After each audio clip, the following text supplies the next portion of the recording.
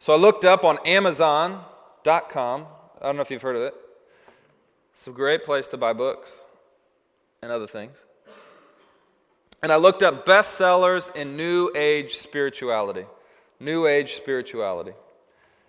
Here's some of the top titles that popped up. Wishes Fulfilled, Mastering the Art of Manifesting by Wayne Dyer. And here was the description of the book. The greatest gift you have been given is the gift of your imagination. Everything that now exists once was imagined, and everything that will ever exist first must be imagined.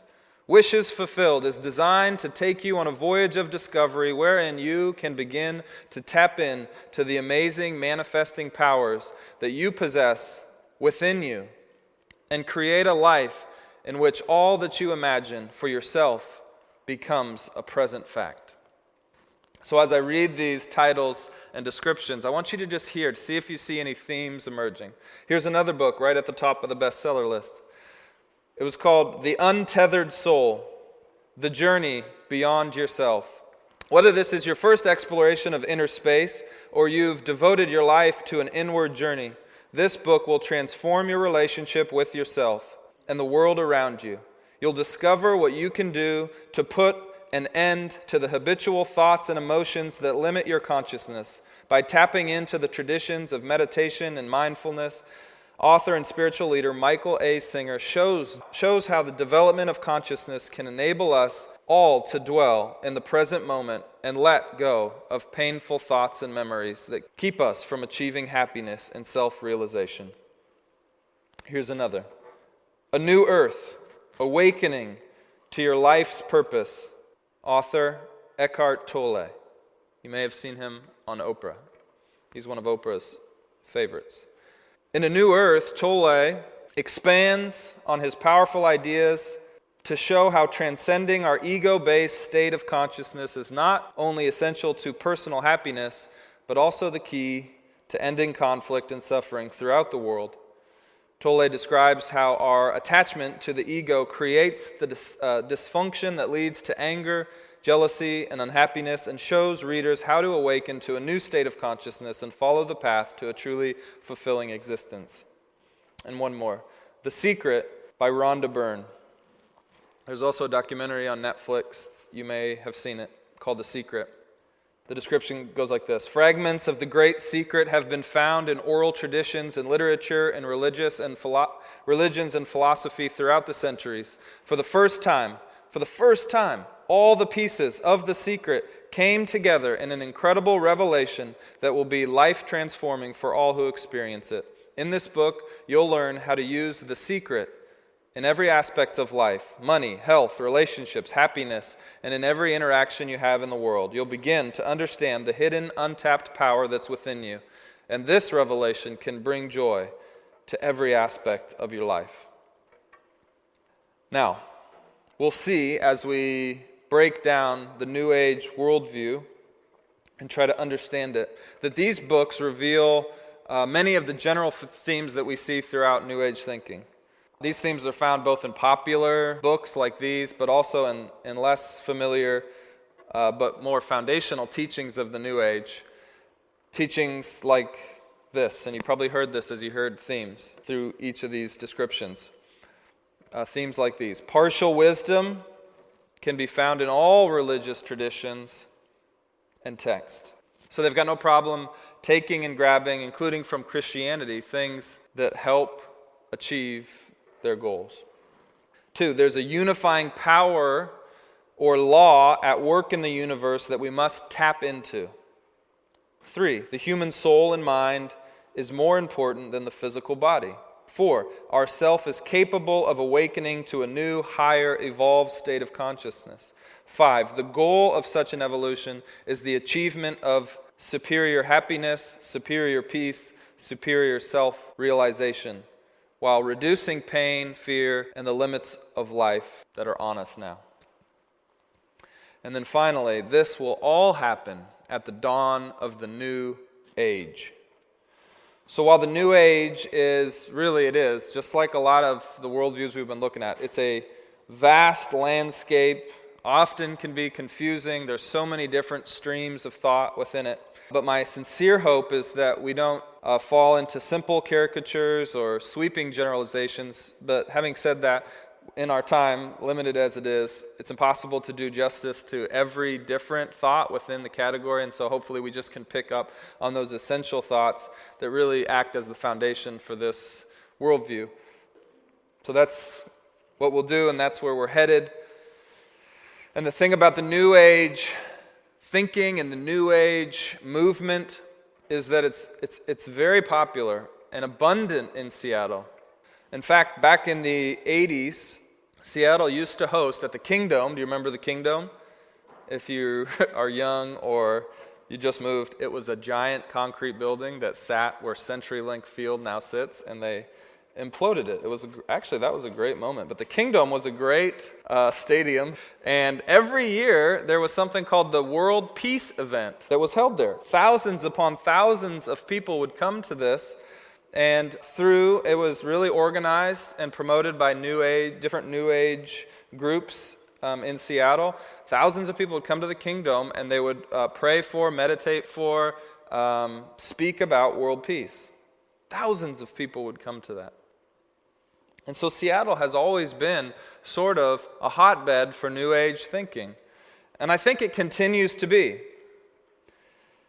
So you think, well, I don't hear a lot about the New Age. Why don't I hear a lot about the New Age these days? Back in the 60s, 70s, 80s, you might have heard more about the New Age movement.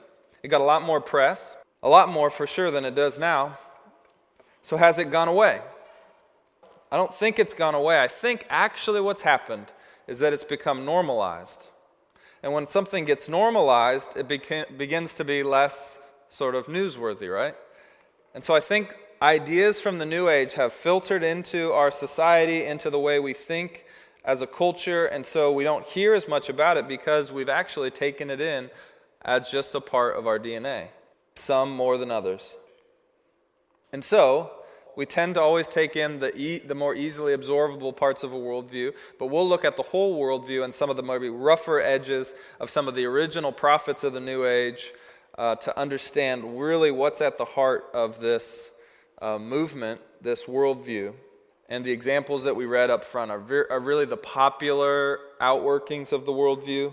You could call it New Age light, but their ideas are based on these same roots that we're about to talk about. And just like Christianity should not be judged by the televangelists, we don't also want to judge the New Age by the most popular, most palatable, most widely read and distributed. We want to look at really what's the heart of the matter.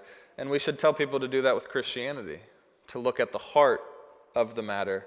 In fact, we'd say, actually look at the apostles of Christianity. And so we want to do that tonight, look at the apostles of the New Age to see really what is this worldview all about.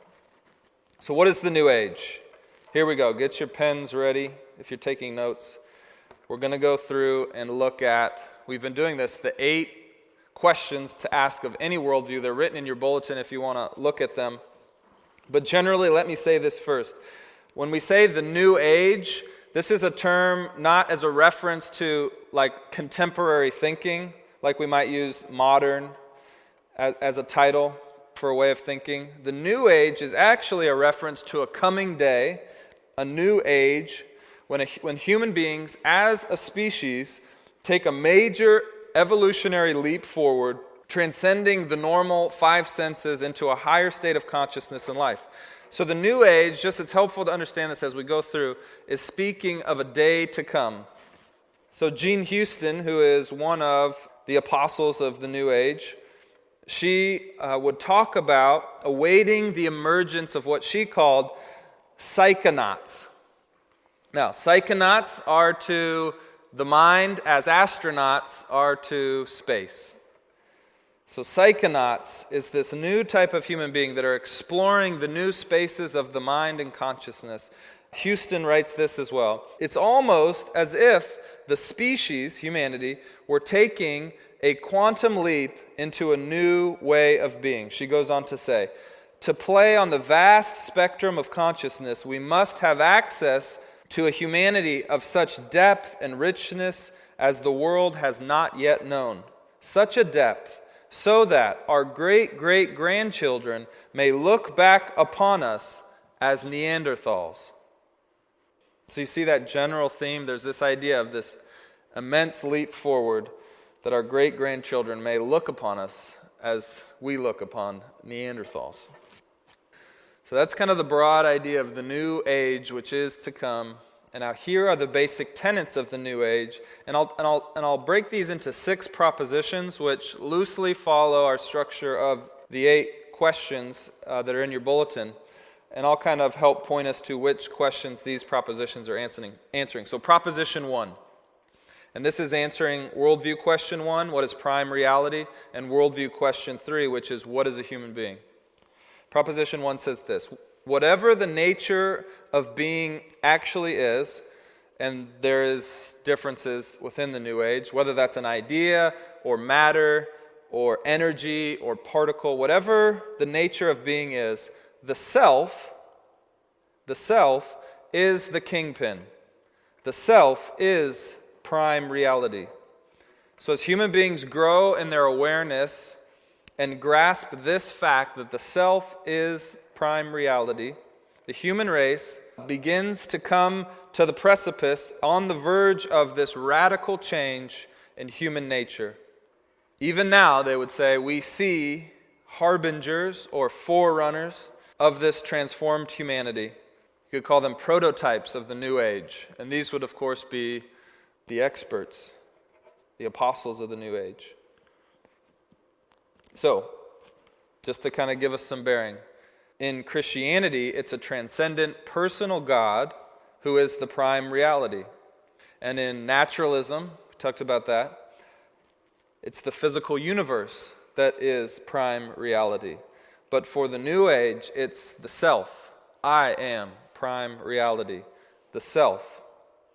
Now this idea, if you were here 2 weeks ago with us, Eastern pantheistic monism, this is the worldview that's in parts of Hinduism and Buddhism.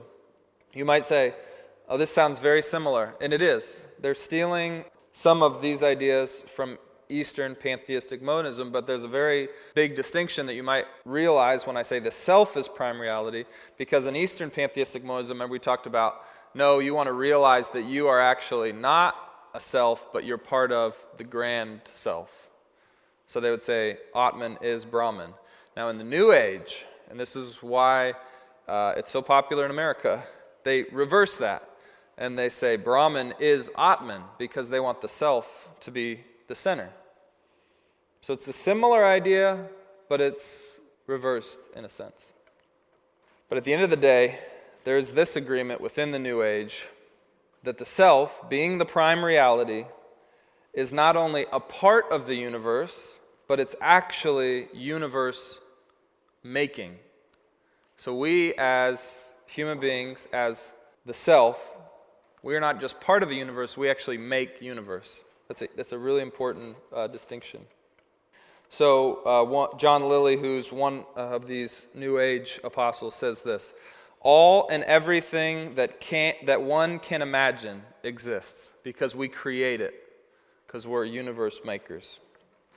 That's proposition 1. Proposition 2. The cosmos, while unified in the self, is manifested in more than one dimension. Picture the self as the center. And the first dimension is right around that initial self, and that's the visible universe. That's accessible through ordinary consciousness, through the 5 senses, so we can have access to that.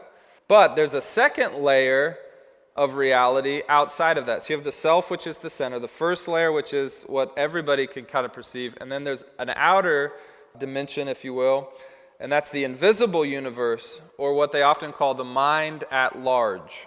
The mind at large. And it's accessible only through altered states of consciousness. It's not that the visible universe is not there, but we want to see more of the universe. We want to move beyond this normal consciousness that everybody has, and we want to move to that second layer through what they call doors of perception. And for different New Age writers and thinkers, this can come about in different ways. It can be through drugs, through meditation, through trances, something called biofeedback, through acupuncture, ritualized dance. certain kinds of music, etc., etc. There's so much that could be said and different ways of doing it, but we've got to somehow get through one of those doors to this next realm. And if we do, we then have access to this idea of the mind at large, which is to say that we really, as human beings, since we're part of the universe, we actually can have access to any part of the universe we want through the mind, because there is but one mind, the mind at large. Actually, what New Age writers would say is that the brain, because that's actually quite overwhelming to do that, acts as something of a filtering valve to that mind at large.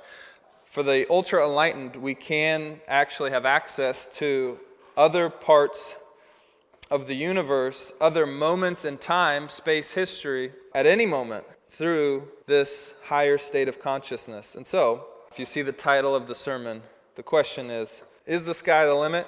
And they would say, actually not. There is no limits. We are limitless. We can have access to anything we want at any moment, and we can create anything we want at any moment if we could just reach this new age of consciousness. That might be confusing. That's okay. But just understand, limitless. There's nothing that's keeping us from anything.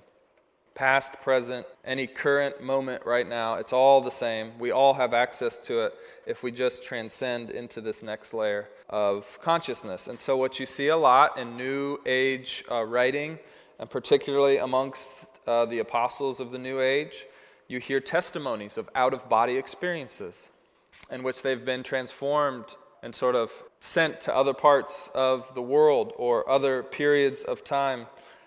You hear stories of heightened senses, lots of times involving intensified colors, or people having auras, fields of energy around them, encounters with personal spiritual beings, and other very unique experiences. This is common in the New Age because of this idea of having access to everything, the mind at large. Now let me just pause here and just make a note about this. Because of what I just said, we have to ask the question, why do they have these experiences?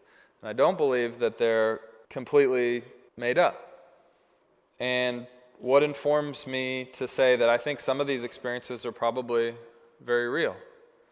Well, what do we believe as Christians? We believe that there are personal, spiritual beings alive and active in the world, and so we should not be surprised that they make contact with human beings because we see that in Scripture time and time again. And so when you're dealing with the New Age, if you find yourself in conversations with the New Age, if you hear people maybe recounting stories like this, know that it very well could be true. They might have spirit guides. And you hear this in the writings. This is where a lot of the writers say that they have channeled spirit guides that are teaching them these things about the New Age and the new consciousness. That should not surprise us. We believe, like the New Age, that there is another realm, an unseen realm, of personal spiritual beings. There are angels, there are demons, and so this should not surprise us to hear stories about this. Okay, unpause. Proposition 3, and this is answering worldview question 5, which says, how is it possible to know anything at all? And worldview question 6, which is, how do we know what's right and wrong? Now, the core experience of the New Age is this idea of cosmic consciousness, right? In which ordinary categories of space and time, morality, what do? They disappear because it's all part of the one. So therefore, whatever appears to be actually is. There are no illusions. So while people live in this world where they sense right and wrong, they see knowledge through science and other things, that's just one part of, in fact, the lesser part, the initial visible part of the universe. And so there's a reality that we must step beyond, out of this sort of unevolved way of thinking into a higher state of thinking, that actually these distinctions of knowledge and right and wrong, they tend to disappear.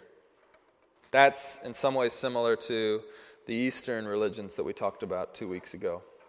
The other thing that New Age will say in response to these sorts of questions is they will say, yeah, human beings can understand reality because of their state of God consciousness, so they directly perceive it. You'll also see them often citing authorities of ancient scriptures and religions, so they'll cite Jesus, and they'll say he had access to this new kind of consciousness. They'll they'll quote Buddha, they'll quote Hindu texts, whatever they feel like actually is tapped into this higher state of consciousness. So you hear that. So don't be surprised by that if you hear that. It's very, very common.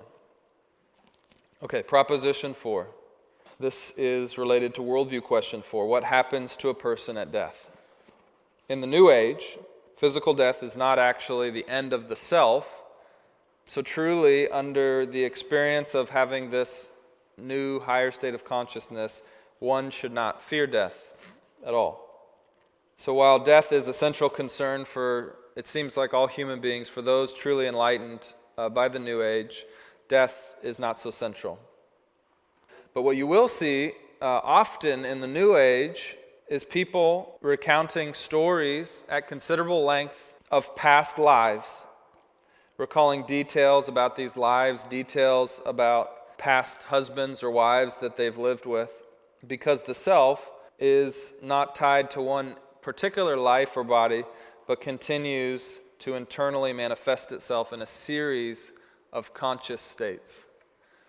I've actually had a conversation, I'll share more about that later, with somebody who talked about these sort of past lives and how they had been married to their current spouse in a past life and they were getting a second chance now at love in this life. Proposition 5. This answers worldview question 7. What is human history?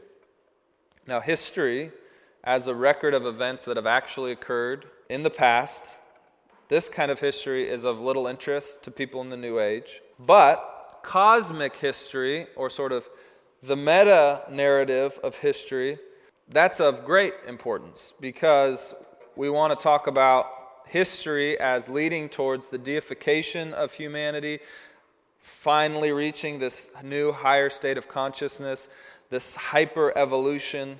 This is very important, but the specifics of history are unimportant. So cosmic history, very, very important. We're moving towards this goal, but particular history of little or no importance, because we're getting all of these lives again and again. They're all part of the same existence. Final proposition, proposition 6. And this answers worldview question 8. So then, what are the personal life-orienting core commitments of the New Age? New Agers are committed to this one thing: realizing their own individual unity with the cosmos, creating and recreating it into their own image so that they might reach new consciousness, the consciousness of the New Age. That's the core commitment. And everything is focused on that. That's the New Age, in a very brief, compact nutshell. And it's obviously attractive. And I think it's so attractive to Western thinking people, particularly those in America, particularly folks like Oprah, because we get to create, through our imagination, the universe that we want. The self becomes the center. Well, that sounds a lot like what we're all about in America, the pursuit of happiness. For me, my personal freedom to do what I want to do. And so you see how this can be very popular. Now, what a lot of people don't understand is all of the metaphysical undergirding of the New Age, but they like the idea of the self, self-realization, self-actualization, self-help, all of that. That is coming out of the New Age movement. As I tend to do, I'm going to do this with great love, okay? But I'm going to talk about things about the New Age worldview that rub the wrong way, so that we might see how the gospel of Jesus Christ, how the Christian worldview is different than the New Age worldview. There's 3 rubs that I tend to see: the logical rub, the gospel rub, and the scriptural rub. Why do I want to talk about all 3? I believe God has given us brains, rationality, the laws of non-contradiction that we find in logic, and He wants us to use those and apply those in the world that He's created. So we want to see, is there anything that rubs us wrong logically? He's also given us the gospel. We've had it proclaimed to us. We know about the death and resurrection of Jesus and what it implies and means, and so we want to take a look at that and apply it when other worldviews are presented. And then finally, the scriptural rub. We want to think about how does this worldview bump up against God's communicated word to us? Why? Because he's given us his word, and he wants us to use it. And so, let me begin with the logical rub. There is much logical rub. We won't discuss it a lot today, but I'll just ask a question, okay? The worldview of the New Age promises this: new life, new person, and a new age of unprecedented peace, prosperity, health.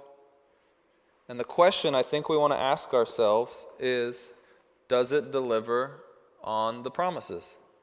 Are the claims of the New Age congruent with what we see actually happening in the world? Do we see an actual evolution of humanity to this new level talked about in the New Age? New Age thinkers are incredibly optimistic about human beings and what they can accomplish. But do the facts, does the evidence, if we look at it objectively, say the same thing?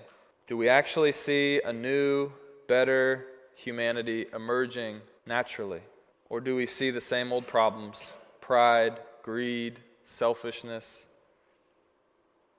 I'm not going to answer it. I'm just going to ask it. Just going to ask it. The second rub, the gospel rub. The New Age, like all worldviews that we've looked at, promises salvation. But how? How do we experience this salvation? And to show this rub, I mentioned it briefly earlier. I want to tell you a story about a conversation that I had with a woman named Emily on a plane ride from Denver, Colorado to Nashville, Tennessee. And what's interesting about this, if you were here 2 weeks ago, I talked about I was at a bachelor party and I had great conversation at the bachelor party. Well, the reason I was flying from Denver to Nashville was also for a bachelor party. So if you get anything out of this series, it's go to as many bachelor parties as you can. I mean, even if you're not invited, just show up and just start having great conversation. But I was on a plane from Denver to Nashville, and I was walking. I was trying to find my seat, and I'm putting my luggage in the overhead compartment. As you always do on a plane, you look down and you see who's going to be your flying companion. And Emily was sitting here sitting in the seat next to me. And Emily had purple pants on, and she was a lovely, wonderful, amazing woman. I enjoyed my time with Emily. And what I always do when I get onto planes is I very quickly, this is not good, don't follow my lead, I try to create the sense of, don't talk to me.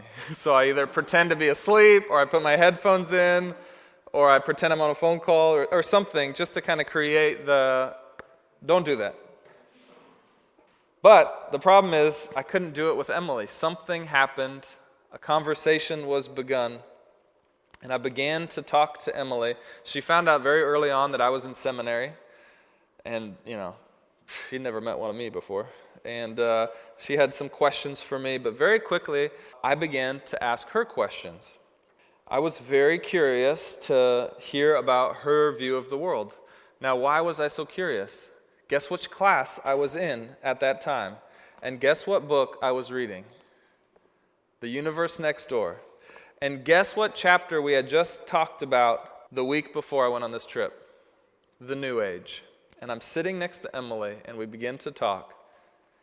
Emily, from when she can remember as a kid, has seen auras, colorful energies projecting from people. She talked, as I mentioned, about living a past life with her current husband.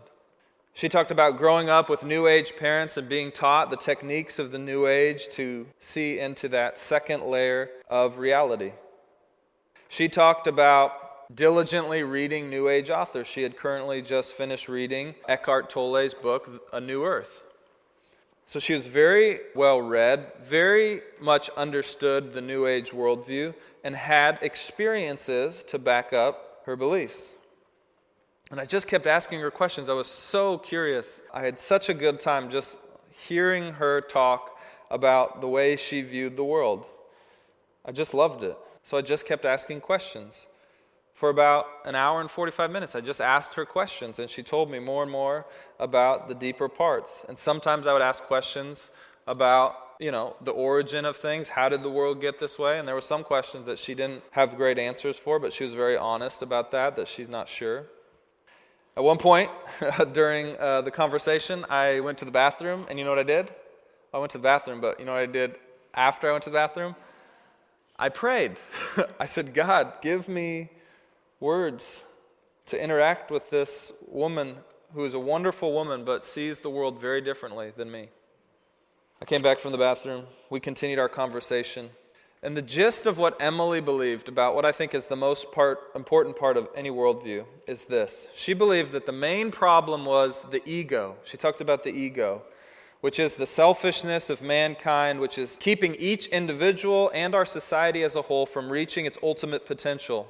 She referred as well to the potential of this new consciousness that we just talked about. She explained that salvation begins when our souls reject or starve out our selfish ego. That's how salvation begins. We starve out our selfish ego. And then she said we can only participate in the coming shift to the new age by participating in this rejection of the ego, and then we can experience this liberated consciousness that allows us to communicate in new ways. So she talked about mediums and psychics and her experience with them. She talked about saving the planet that we're destroying daily. She talked about ushering in world peace, which is truly the reality of the oneness. She talked about all these things that we just talked about in the world, and she articulated them well. And then she gave me several examples of how the ego had corrupted people that she knew and how she had personally experienced the corruption of the ego and her attempts to combat the oppressive forces through meditation, simplicity, spiritual expression. And as I began to talk about her, she had this deep, profound sense of wanting salvation, wanting to overcome what she perceived as her lack of full humanity. And more, I began to see in her a desire for what I would call the gospel. What do I mean? Emily's deep desire for salvation from her current state was so clear to me. She recognized the brokenness of the world. She recognized the imperfections of herself and those around her that she loved. She recognized that there was some type of evil, even if she wouldn't call it that there was unrest in humanity, that all of the created world was not as it should be. She recognized all that. And I believe, and this is so important, that those were God-given desires, God-given dissatisfactions with the world. Emily was not a bad person. She was a child of God looking for salvation. She was looking for salvation, but she was looking for it in the wrong place. So nearing the end of our conversation, like I said, about an hour and a half of me just asking questions and her telling me about her worldview, I asked permission from her. She knew I was a Christian. I asked permission, can I share with you my worldview, my vision of life, my vision of salvation? And she said, yeah. And like I said, the plane is coming down, so I know I have little time. So I'm trying to be clear. I had done a lot of listening. I had done a lot of asking questions, trying to get her to articulate her beliefs, so that if I did get this chance to articulate my view of salvation, I wouldn't have to use jargon from Christianity, but I could actually use her own language to articulate the gospel. So that's what I tried to do. Using her terms, her language, I tried to explain to her my view of salvation. And since her two desires were to be the best version of herself that she could be, and for the world to operate in peace and harmony, I focused on that. And I tried to present a reasonable, rational account of Christianity and the gospel. And as I described to Emily the Bible, I told her about creation, because that was one of the questions that I had asked her. Well, how did this world come to be in the way that you explained? She honestly said, I don't have a good answer for that. I explained creation from a personal God, that human beings are created in the image of God. I explained the fall from perfection. She's like, yeah, she's tracking with me. She understands these things of the fall. We're not as what we should be. And I articulated many of her concerns that she'd previously expressed. And after explaining about how humanity had lost its way by choosing selfishness and the ego over God, and how I too had the same longings that she had to be made whole again, to be more. I had this sense of I could be more than I am. It was here that the conversation was brought to the crossroads. Okay, we have pretty much agreed that we're in a similar state, that there's more to being human than what we currently experience, that something's broken and wrong. And so we're at this crossroads. And I said that to Emily. So I said, here's where things might start to sound different. I said, I can't logically understand how an imperfect, ego-driven being could, by their own effort, jump out of that pit that they found themselves in, they had made for themselves. I said, that didn't make sense to me. How does imperfection plus desire plus time plus effort equal perfection? How does imperfection plus desire plus time plus effort equal perfection? And as I began then from that point to explain how I think it actually happens, so I'm really just kind of stepping gently into the gospel. I haven't got there yet. I'm stepping gently into the gospel. I think I was just about beginning to mention the cross of Christ. Suddenly, Emily, suddenly and loudly, Emily jumps right in and she says, interrupting me, she blurts out these 5 simple words. I'll never forget it. We need a helper. And I'm looking at her. I'm like, okay. And then you could see her face. She almost got embarrassed at what she had just admitted. She quickly regathered herself and almost jokingly said, oh, you're going to tell me that helper is Jesus. And I stopped and I looked at her. I didn't even have to answer.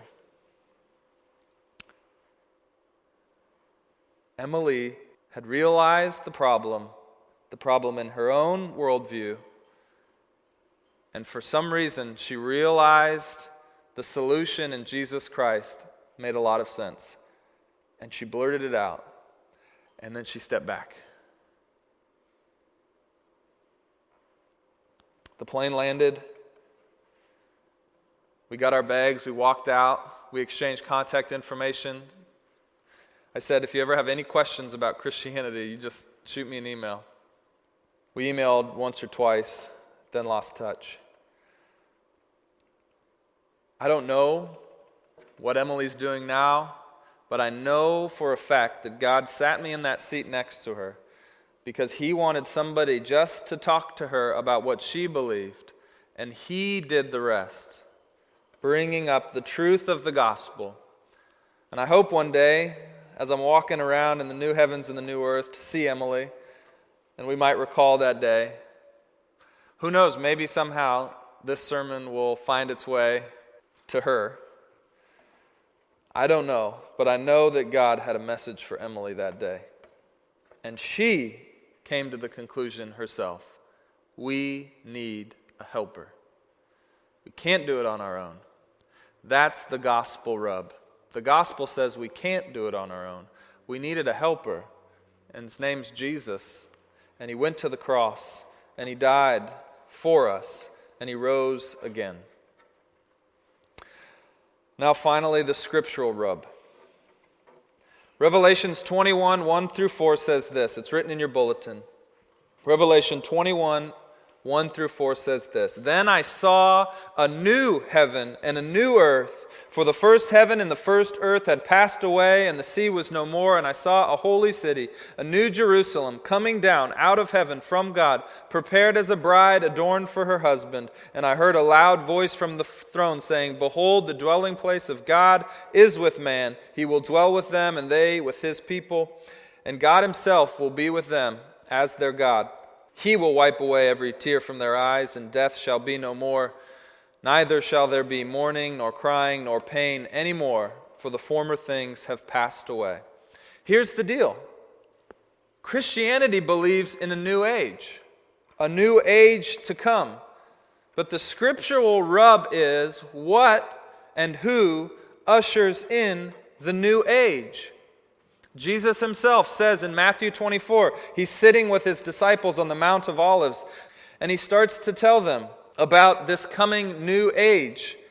And his disciples came to him privately saying this, "Tell us, when will these things be, and what will be the sign of your coming and the end of the age?" Jesus told them, "There will be false Christs who claim that they are the Christ. They will lead many astray." He said there'll be wars and rumors of wars. There'll be famines and earthquakes in various places. There'll be unmatched tribulation. And he says this, "And the gospel of the kingdom will be proclaimed throughout the whole world as a testimony to all nations. And then the end will come. Immediately after the tribulation of those days, the sun will be darkened, the moon will not give light, and the stars will fall from heaven, and the power of the heavens will be shaken. Then will appear in the sky a sign, the Son of Man," which is the term Jesus used of himself. He says, "I will appear, coming on the clouds with power and great glory."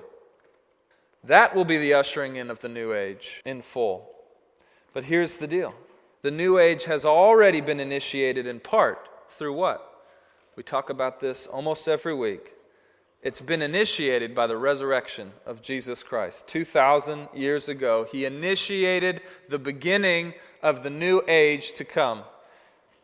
So once again, the resurrection takes center stage because we have in it the hope that has already been proved, that is present through the already historically risen Jesus of Nazareth. So he's initiated it through the resurrection as he's proven that there's a new age to come even after death. But it's not yet fully present because we are awaiting its future full fulfillment, which Jesus speaks of in Matthew 24. And what is he waiting for? He's waiting for the gospel to go out to the nations so that everybody has a chance to hear the good news of Jesus, the good news of salvation. And so, Jesus becomes then the first fruits of that new age that everybody's hoping for, including those of the New Age movement.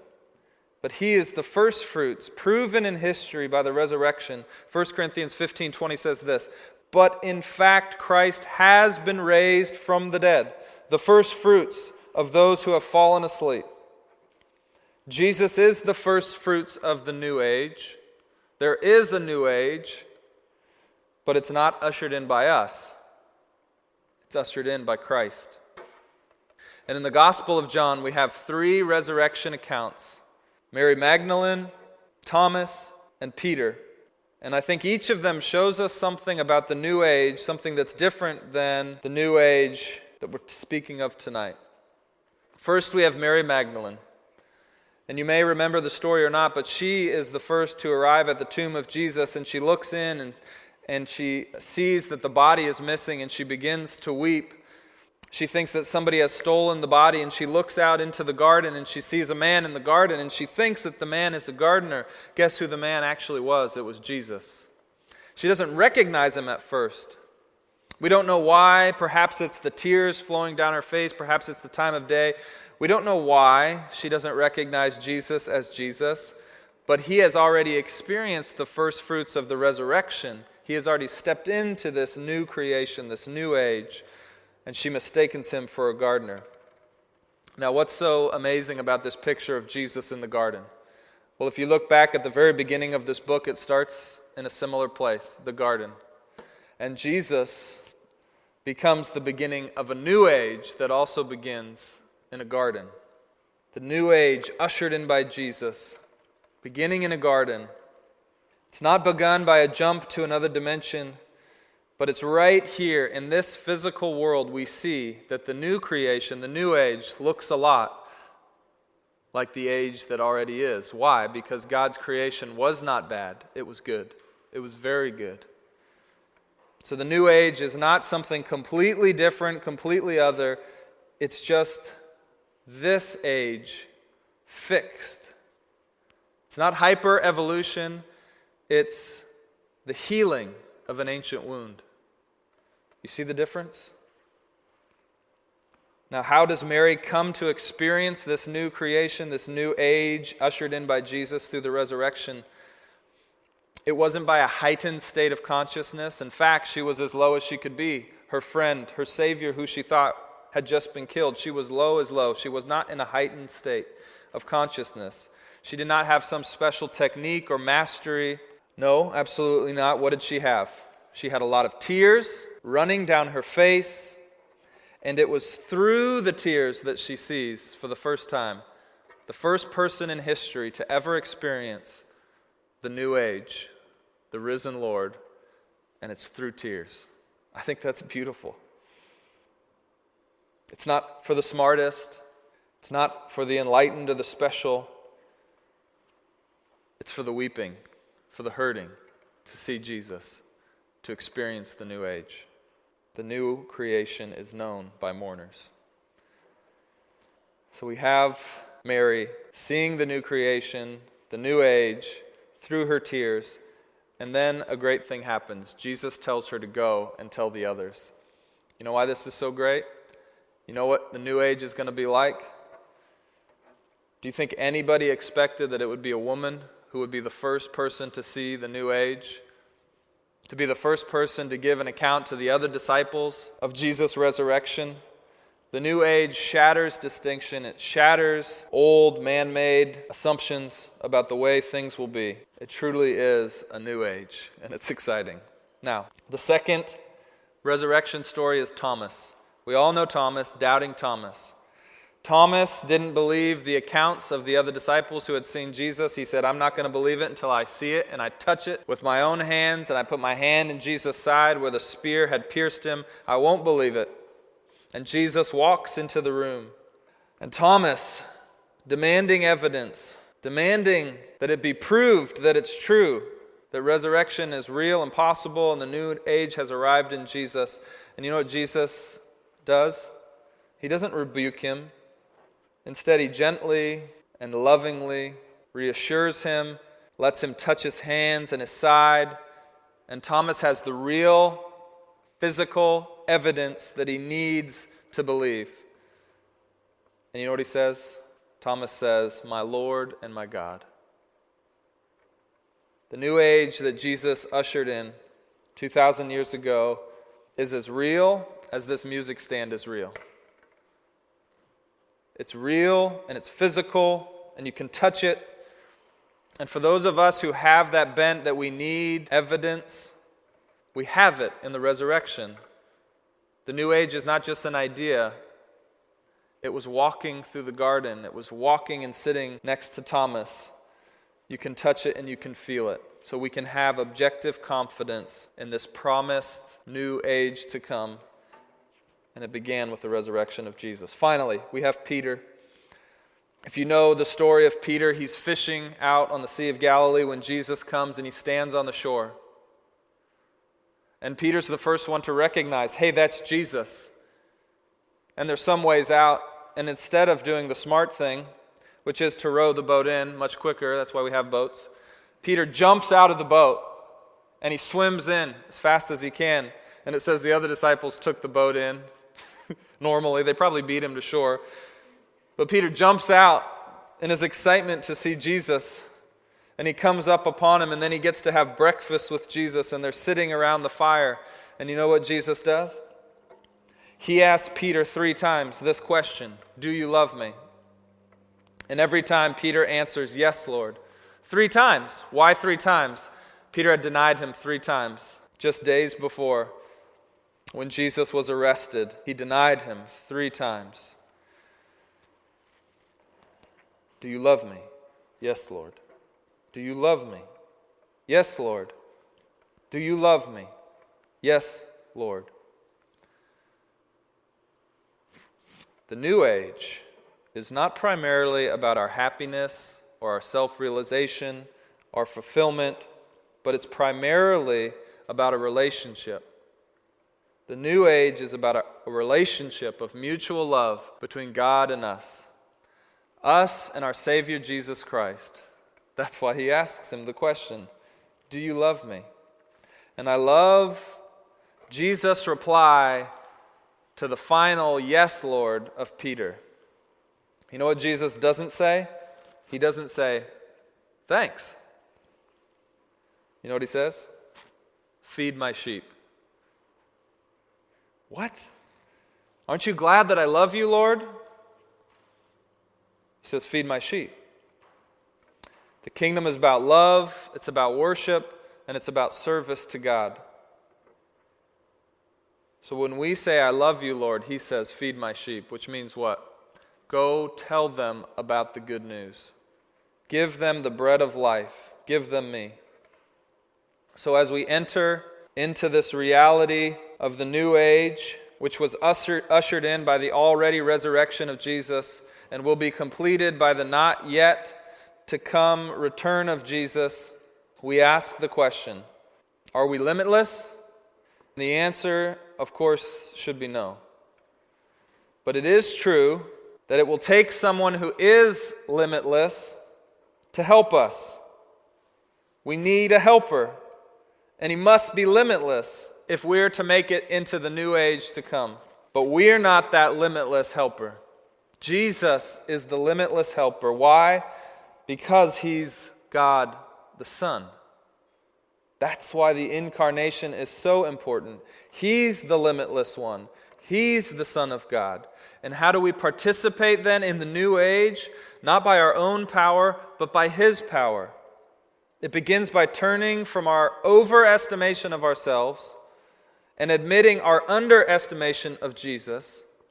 When we recognize this, then we fall to our knees and we worship Christ as the limitless one, as God incarnate, whose power was not limited by death, but proved in space-time, observable history through the physical bodily resurrection on Easter Sunday. And why? For doubters like Thomas. So when we embrace him through the tears of our sorrow and our pain like Mary, then we all get a second chance to re-answer the question that Jesus posed to Peter 3 times. Do you love me? Thank God we get a second chance to answer that question. Our love of Jesus, not our love of self, fortifies us, and we participate in this promise. The promise of a new age, of the kingdom of God, which is coming. It is coming. It is coming. Do you know the King? Let's pray.